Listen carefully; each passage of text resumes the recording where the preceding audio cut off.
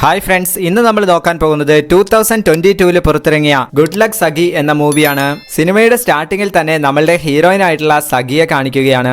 ഇന്ന് അവളുടെ കല്യാണമാണ്. അപ്പോൾ അവൾ ഇങ്ങനെ കല്യാണ ചെക്കന് വേണ്ടി വെയിറ്റ് ചെയ്ത് നിൽക്കുകയാണ്. അപ്പോൾ ഒരു മുത്തശ്ശി അവളുടെ അടുത്ത് വന്നിട്ട്, നീ ടെൻഷൻ ആവേണ്ട ആവശ്യമൊന്നുമില്ല, ഇന്ന് തീർച്ചയായിട്ടും നിന്റെ കല്യാണം നടക്കുമെന്ന് പറയുന്നു. അപ്പോഴാണ് അവിടേക്ക് ആ കല്യാണ ചെക്കൻ കുതിരപ്പുറത്ത് വരുന്നത്. വന്ന് അവിടെ എത്താനായപ്പോഴേക്കും അവൻ ആ കുതിരയുടെ പുറത്ത് നിന്ന് വീഴുകയാണ്. അങ്ങനെ ഇപ്പോൾ താഴെ വീണ് പരിക്ക് പറ്റിയിട്ട് അവനെ അവിടെ നിന്ന് ഹോസ്പിറ്റലിലോട്ട് കൊണ്ടുപോവുകയാണ്. അതുകൊണ്ട് ഇത്തവണയും നമ്മളുടെ ഹീറോയിന്റെ കല്യാണം മുടങ്ങാൻ പോവുകയാണ്.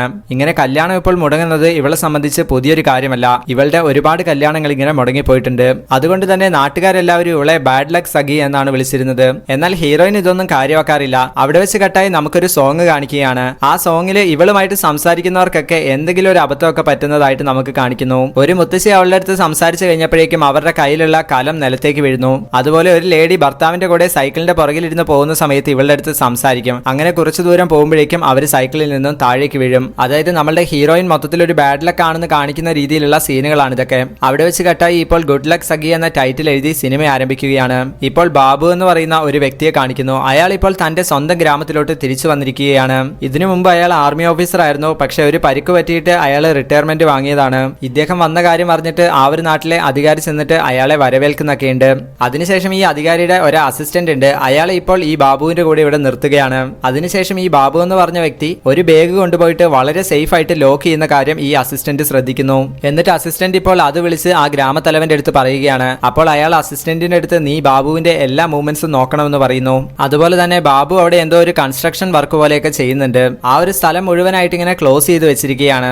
അപ്പോൾ ഈ കാര്യങ്ങളെല്ലാം അസിസ്റ്റന്റ് വീഡിയോ എടുത്തിട്ട് ഗ്രാമത്തലവൻ അയച്ചു കൊടുക്കുന്നു. അത് കണ്ടിട്ട് ഗ്രാമത്തലവൻ ഇനി ഇയാൾ വല്ല ടെററിസ്റ്റ് അറ്റാക്കും ചെയ്യാനുള്ള പ്ലാൻ ആണോ എന്നൊക്കെ വിചാരിക്കുന്നു. അങ്ങനെ ഒരു ദിവസം ബാബു പുറത്തുപോയ സമയത്ത് അസിസ്റ്റന്റ് ഗ്രാമത്തലവനെ അങ്ങോട്ട് വിളിക്കുന്നു. എന്നിട്ടിപ്പോൾ ഇവർ രണ്ടുപേരും കൂടി ആ ലോക്ക് തകർത്ത് ആ ബാഗിനുള്ളിൽ എന്താണെന്ന് നോക്കുമ്പോൾ അതിനുള്ളിലുള്ളത് ഒരു തോക്കാണ്. അപ്പൊ കാര്യങ്ങൾ ഏകദേശം കൺഫേം ആയി എന്നൊക്കെ പറഞ്ഞ് ഇവർ ആ തോക്കും എടുത്ത് നിൽക്കുന്ന സമയത്താണ് കറക്റ്റ് ബാബു അങ്ങോട്ട് വരുന്നത്. അപ്പോൾ ഇവർക്ക് ബാബുവിന് സംശയമാണെന്നുള്ള കാര്യം അയാൾക്ക് മനസ്സിലായി. അങ്ങനെ ഇപ്പോൾ ബാബു ഇവരെയും വിളിച്ചുകൊണ്ട് ആ കൺസ്ട്രക്ഷൻ ചെയ്യുന്നത് എന്താണെന്ന് കാണിക്കാൻ വേണ്ടി കൊണ്ടുപോകുന്നു. അവിടെ ഇയാൾ റെഡിയാക്കിയിരിക്കുന്നത് എന്താണെന്ന് വെച്ച് കഴിഞ്ഞാൽ ഗൺ ഷൂട്ട് പ്രാക്ടീസ് ചെയ്യാനുള്ള സ്ഥലമാണ്. എന്നിട്ട് ബാബു പറയുന്നു, ഞാൻ ഈ നാട്ടിലോട്ട് വന്നത് ഈ ഒരു കാര്യത്തിനാണ്. ഇവിടെയുള്ളവരെ ഗൺ ഷൂട്ടിംഗ് ട്രെയിൻ ചെയ്യിപ്പിക്കാമെന്നാണ് ഞാൻ വിചാരിക്കുന്നത്. ഇത് കേട്ടിട്ട് ഗ്രാമത്തലവനും ഓക്കെ, അങ്ങനെയാണെങ്കിൽ ഞാനും അതിന് ഹെൽപ്പ് ചെയ്യാം, അതിനുള്ള ഏർപ്പാടുകളൊക്കെ ഞാനും ചെയ്തു തരാമെന്ന് പറയുന്നു. ഇപ്പോൾ നമ്മുടെ ഹീറോയിനെ കാണിക്കുന്നു. അവള് വർക്ക് ചെയ്തുകൊണ്ടിരിക്കുന്ന സ്ഥലത്ത് സൂര്യ എന്ന് പറഞ്ഞ ഒരു വ്യക്തിയുമുണ്ട്. അവൻ ഇടയ്ക്കിടയ്ക്ക് നമ്മളുടെ ഹീറോയിന്റെ അടുത്ത് അവളെ ഇങ്ങനെ ഡിസ്റ്റർബ് ചെയ്യുന്ന രീതിയിലൊക്കെ സംസാരിക്കാറുണ്ട്. അതും സൂര്യക്ക് ഒരു ഭാര്യയുണ്ട്. അവളുടെ മുന്നിൽ വെച്ചൊക്കെയാണ് അവൻ ഇങ്ങനെ സംസാരിക്കുന്നത്. അവിടെ വെച്ച് കട്ടായി ഇപ്പോൾ ഹീറോയിനൊക്കെ രാത്രി ഒരു സ്ഥലത്ത് ഇരുന്നിങ്ങനെ നാടകം കണ്ടുകൊണ്ടിരിക്കുകയാണ്. അപ്പോൾ ആ നാടകത്തില് അർജുനനായിട്ട് അഭിനയിക്കുന്ന വ്യക്തിയെ എവിടെയോ കണ്ടിട്ടുണ്ടല്ലോ എന്ന് ഹീറോയിൻ ഇങ്ങനെ ആലോചിക്കുന്നു. അപ്പോഴാണ് അവൾക്ക് മനസ്സിലായത് അവളുടെ ചൈൽഡ്ഹുഡ് ഫ്രണ്ട് ആയിട്ടുള്ള ഗോലിരാജു ആണ് അതൊന്ന്.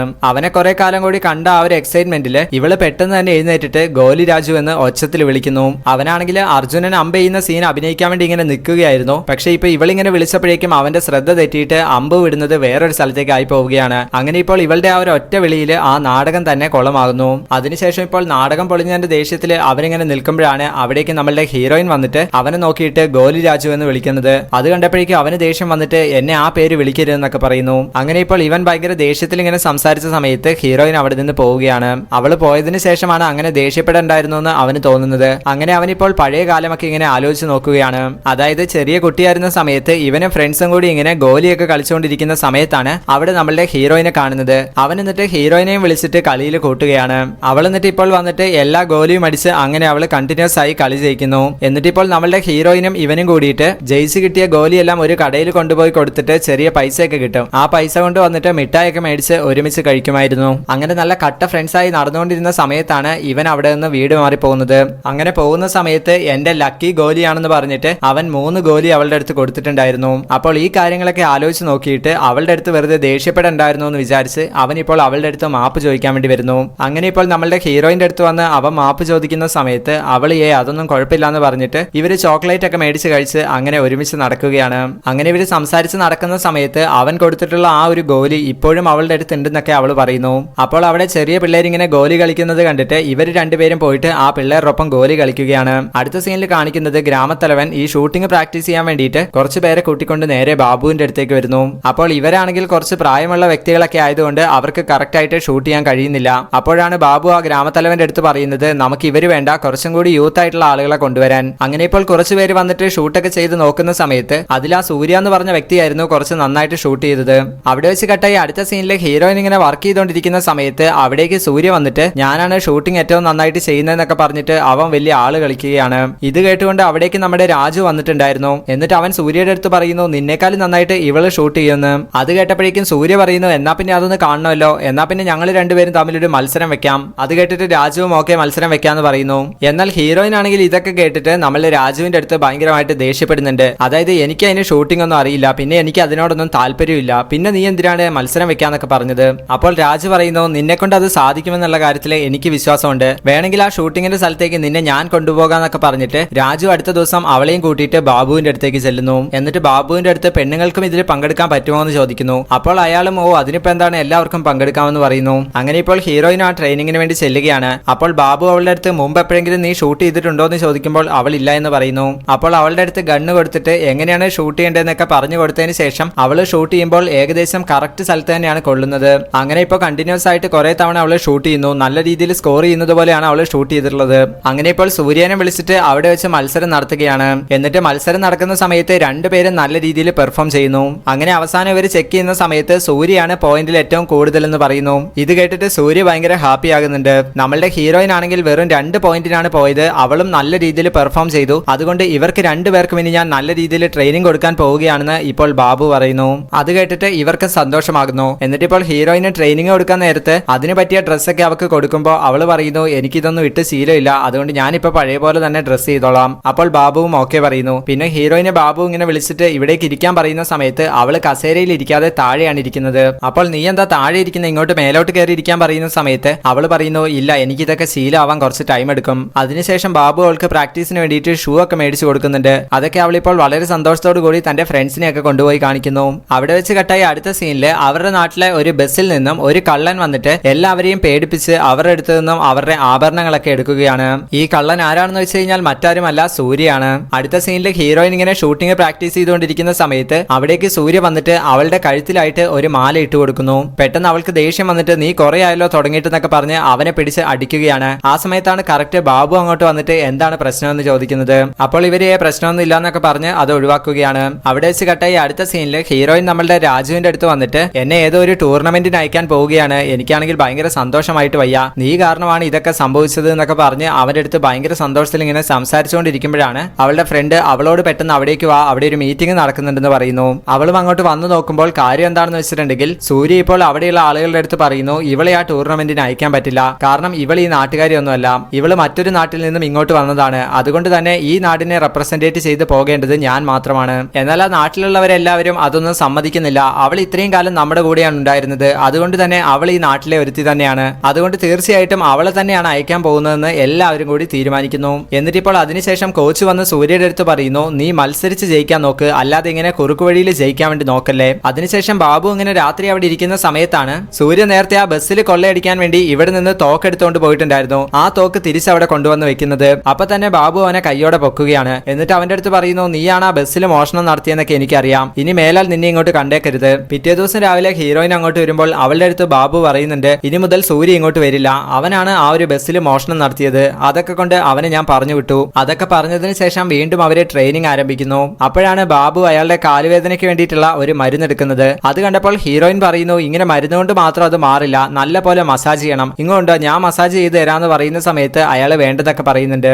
എങ്കിലും ഹീറോയിൻ മസാജ് ചെയ്ത് തരാമെന്ന് പറയുന്നു. ഇപ്പോൾ ഇതേ സമയത്ത് നമ്മളുടെ ഹീറോയിനെയും കാത്തിട്ട് രാജു അവിടെ വെയിറ്റ് ചെയ്യുന്നുണ്ടായിരുന്നു. അപ്പോഴാണ് സൂര്യ അങ്ങോട്ട് വന്നിട്ട് നീ അവളെ വെയിറ്റ് ചെയ്തിരുന്നിട്ടൊന്നും കാര്യമില്ല, എന്നെ എന്തിനാണ് ബാബു പറഞ്ഞു വിട്ടതെന്ന് അറിയാമോ, അയാൾക്ക് അവളോടൊരു ആഗ്രഹമുണ്ട്, അപ്പോൾ അവർക്ക് രണ്ടുപേർക്കും ഒരുമിച്ചിരിക്കാൻ വേണ്ടിയിട്ടാണ് എന്നെ പറഞ്ഞു വിട്ടത്. ഇത് കേൾക്കുന്ന സമയത്ത് ഹീറോ സൂര്യയുടെ അടുത്ത് നീ വെറുതെ ആവശ്യമില്ലാത്തൊന്നും പറയണ്ടെന്നൊക്കെ പറഞ്ഞ് അവനെ പറഞ്ഞു വിടുന്നുണ്ടെങ്കിലും രാജിന്റെ ഉള്ളിൽ ഇപ്പൊ കുറച്ച് ടെൻഷൻ ആവുകയാണ്. എന്നിട്ട് എന്തായാലും അവിടെ വരെ ഒന്ന് പോയി നോക്കാന്ന് വിചാരിച്ച് ഇവൻ അങ്ങോട്ട് ചെല്ലുന്നു. രാജ അങ്ങോട്ട് ചെന്നിട്ട് അവൻ കാണുന്നത് നമ്മളുടെ ഹീറോയിൻ ബാബുവിന്റെ കാലിങ്ങനെ മസാജ് ചെയ്തുകൊണ്ടിരിക്കുന്നതാണ്. അത് കണ്ടിട്ട് രാജു പെട്ടെന്ന് തന്നെ അവിടെ നിന്നും തിരിച്ചു പോകുന്നു. അങ്ങനെ ഇപ്പോൾ മസാജ് ഒക്കെ ചെയ്ത് കഴിഞ്ഞപ്പോഴാണ് ഹീറോയിൻ രാജുവിനോട് അവിടെ വെയിറ്റ് ചെയ്യാൻ പറഞ്ഞിട്ടുണ്ടായിരുന്നു എന്ന കാര്യം ഓർത്തത്. എന്നിട്ട് അവൾ പെട്ടെന്ന് തന്നെ അവിടെ നിന്ന് വരുന്ന സമയത്ത് അവനോട് വെയിറ്റ് ചെയ്യാൻ പറഞ്ഞ സ്ഥലത്ത് അവനെ കാണുന്നില്ല. അപ്പോൾ അവനെ അവിടെ കാണാത്തോണ്ട് അവൾക്കാകെ ദേഷ്യം വരുന്നുണ്ട്. അവളാണെങ്കിൽ അടുത്ത ദിവസം ഒരു ടൂർണമെന്റിന് പോവുകയാണ്, അപ്പൊ അതിനെപ്പറ്റിയൊക്കെ അവന്റെ അടുത്ത് സംസാരിക്കാലോ എന്ന് വിചാരിച്ചിട്ടാണ് അവൾ അവനോട് അവിടെ വെയിറ്റ് ചെയ്യാൻ പറഞ്ഞിട്ടുണ്ടായിരുന്നത്. അങ്ങനെ അടുത്ത ദിവസം ഹീറോയിൻ ആ ഒരു ടൂർണമെന്റിന് പോവുകയാണ്. ആ കാര്യം നമ്മുടെ രാജുവും കാണുന്നുണ്ട്. എന്നിട്ട് അവന്റെ അടുത്ത് പറഞ്ഞില്ലല്ലോ എന്നൊക്കെ ഓർത്ത് അവനും ദേഷ്യം വരുന്നു. അങ്ങനെ ആ ടൂർണമെന്റ് നടക്കുന്ന സ്ഥലത്ത് എത്തിയ സമയത്ത് സമയത്ത് ബാബു ഒരു പെണ്ണിനെ കാണിച്ചിട്ട് ഇവളുടെ അടുത്ത് പറയുന്നു അവളുടെ പേരാണ് സ്വാതി, അവളായിരിക്കും നിനക്ക് ഏറ്റവും ബിഗ്ഗസ്റ്റ് കോമ്പറ്റീറ്റർ ആയിട്ട് ഉണ്ടാവാൻ പോകുന്നത്. അപ്പോൾ ഹീറോയിനും അവളെ ഒന്ന് നോട്ട് ചെയ്യുന്നുണ്ട്. അതിനുശേഷം ഇപ്പോൾ അകത്തോട്ട് കയറിയപ്പോൾ അവിടെ ഒരുപാട് പേര് പാർട്ടിസിപ്പേറ്റ് ചെയ്യാൻ വന്നിട്ടുണ്ട്. ഇത്രയും പേരെ കണ്ടിട്ട് അവൾക്കാകെ പേടിയായിട്ട് അവൾ വന്നിട്ട് ബാബുവിന്റെ അടുത്ത് പറയുന്നു ഇത്രയും പേരുടെ മുന്നിൽ വെച്ച് എനിക്ക് പെർഫോം ചെയ്യാൻ പറ്റുമോ എന്നറിയില്ല.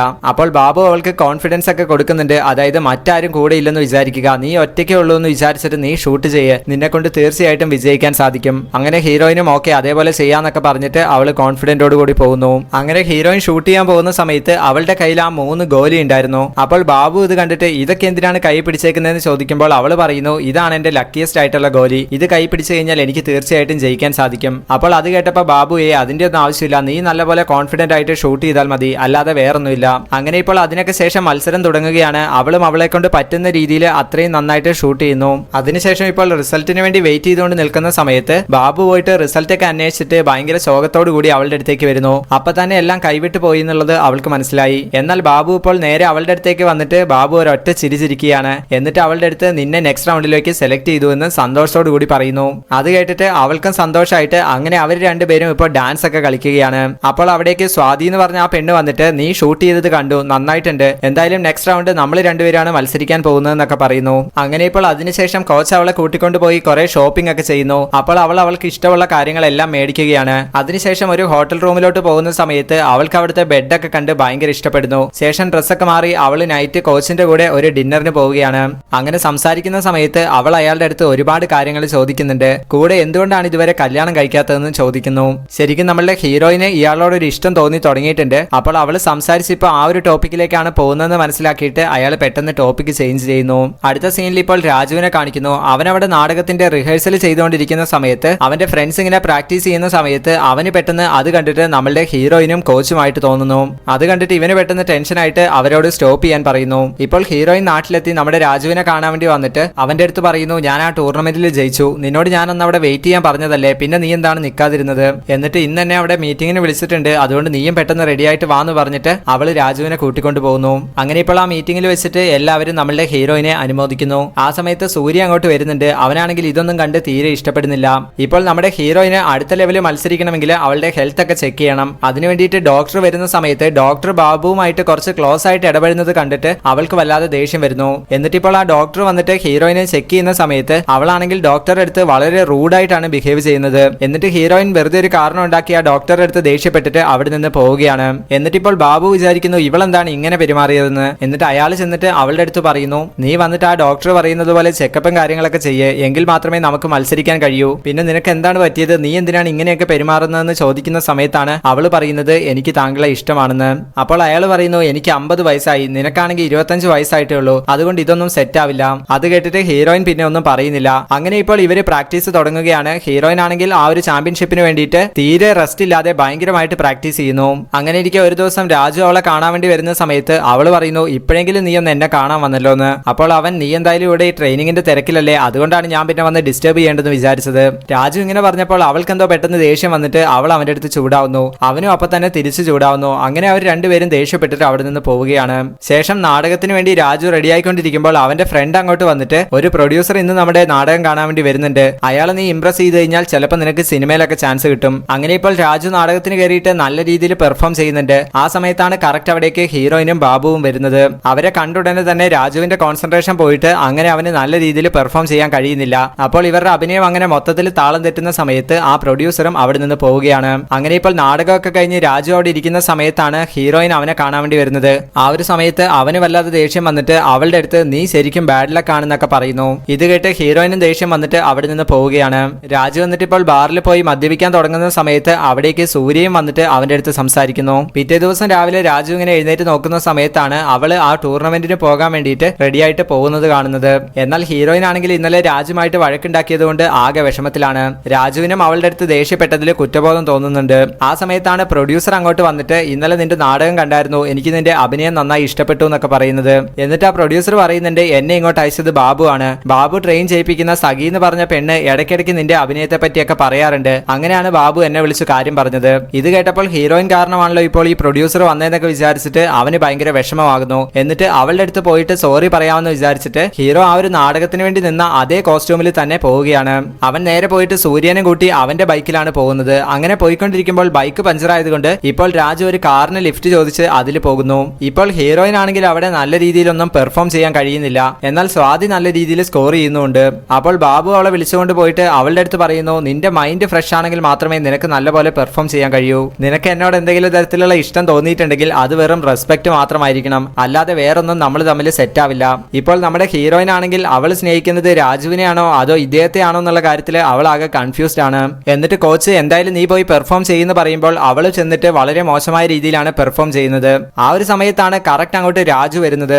അവൻ വന്നിട്ട് അവിടെയുള്ളവരുടെ അടുത്തൊക്കെ പെർമിഷൻ ചോദിച്ചിട്ട് നമ്മളുടെ ഹീറോയിന്റെ അടുത്ത് ചെന്ന് സംസാരിക്കുന്നു. അവളോട് ആദ്യം തന്നെ അവൻ ക്ഷമ ചോദിച്ചിട്ട് അവന്റെ കയ്യിലുണ്ടായിരുന്ന 3 ഗോട്ടി എടുത്ത് അവളുടെ കയ്യിൽ കൊടുക്കുന്നു. ഹീറോയിൻ അങ്ങനെ ഇപ്പോൾ ആ ഗോലിയൊക്കെ പിടിച്ചിട്ട് അവള് ഷൂട്ട് ചെയ്യാൻ തുടങ്ങുകയാണ്. ആ ഒരു സമയത്ത് അവൾക്ക് നല്ല രീതിയിൽ പെർഫോം ചെയ്യാൻ കഴിയുന്നുണ്ട്. അവൾ അങ്ങനെ നന്നായിട്ട് സ്കോർ ചെയ്യുന്നു.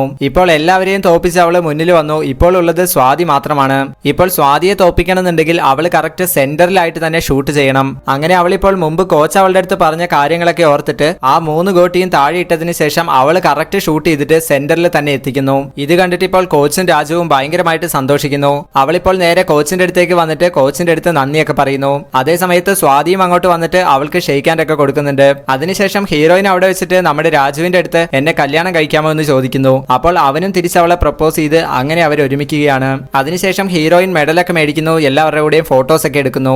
അവിടെ വെച്ച് കട്ടായി ഇപ്പോൾ ഫസ്റ്റ് സീനിൽ നമ്മൾ കണ്ടില്ലായിരുന്നോ, ഒരു മുത്തശ്ശി അവളുടെ അടുത്ത് വന്നിട്ട് ഇന്ന് തീർച്ചയായിട്ടും കല്യാണം നടക്കും എന്നൊക്കെ പറഞ്ഞ ആ ഒരു സീൻ കാണിക്കുന്നു. അവിടെ ഇപ്പോൾ ആ കുതിരയുടെ പുറത്ത് നിന്ന് കല്യാണച്ചക്കൻ വീണു എന്ന് പറഞ്ഞിട്ട് ആളുകളെല്ലാം കൂടി എടുത്തുകൊണ്ട് ഹോസ്പിറ്റലിൽ പോയിട്ടുണ്ടായിരുന്നില്ലേ. പക്ഷെ ശരിക്കും നമ്മളുടെ കല്യാണച്ചക്കനായിട്ടുള്ള രാജു വന്നിട്ടുണ്ടായിരുന്നത് അവിടെയുള്ള ഒരു ഓട്ടോയിലായിരുന്നു. അങ്ങനെ ഇപ്പോൾ ഹീറോയിൻ കല്യാണം നടക്കില്ല എന്ന് വിചാരിച്ച് ടെൻഷൻ അടിച്ച് നിൽക്കുന്ന സമയത്താണ് രാജു അവളുടെ അടുത്തേക്ക് ചെല്ലുന്നത്.